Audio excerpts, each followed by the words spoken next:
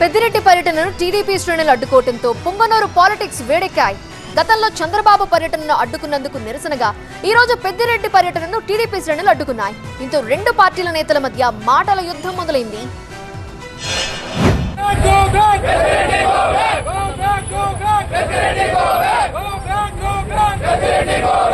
ఎన్నికల ఫలితాల అనంతరం విదేశీ పర్యటనకు వెళ్లిన మాజీ మంత్రి పెద్దిరెడ్డి తిరిగి పొంగనూరు చేరుకోవాలని భావించారు.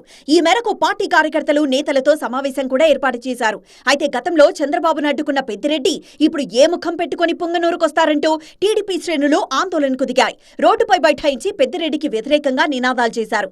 ఈ క్రమంలో మాజీ ఎంపీపీ నరసింహులపై దాడి, పీకేఎం ఉడా మాజీ చైర్మన్ వెంకటరెడ్డి యాదవ్ ఇంటిపై అటాక్స్ ఉద్రిక్తతకు దారితీశాయి.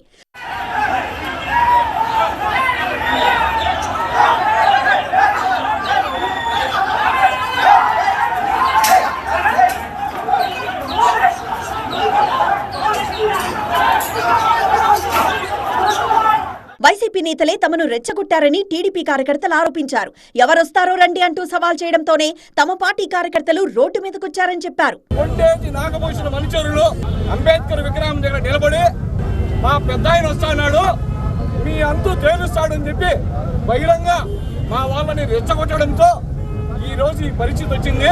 మరోవైపు తెలుగుదేశం పార్టీ అధికారంలోకి వచ్చినప్పటి నుంచి రాష్ట్రంలో అరాచక పాలన మొదలైందని ఆరోపించారు వైసీపీ నేత వెంకటరెడ్డి యాదవ్. తన ఇంటిపై దాడి చేయడమే కాకుండా హత్యా ప్రయత్నం చేశారని ఆరోపించారు.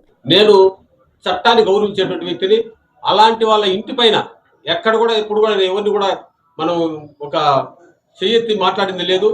అలాంటి వ్యక్తిపై ఇంటిపైన దాడులు చేసి నవీన్ అనే అబ్బాయి, వాళ్ళ చిన్నాన్న రమణ, ఇంకా ఉమేష్ అనే వాళ్ళు రాడ్లతో ఇంట్లోకి దూరి నన్ను చంపడానికి ప్రయత్నించారు. రాడ్లు ఎత్తుకొని వచ్చినారు చంపడానికి. పుంగనూరులో నెలకొన్న ఉద్రిక్తతలతో పెద్దిరెడ్డి, ఎంపీ మిథున్ రెడ్డి తమ పర్యటనను రద్దు చేసుకున్నారు. మరోవైపు అవాంఛనీయ ఘటనలు జరగకుండా పుంగనూరులో భద్రతను కట్టుదిట్టం చేశారు పోలీసులు.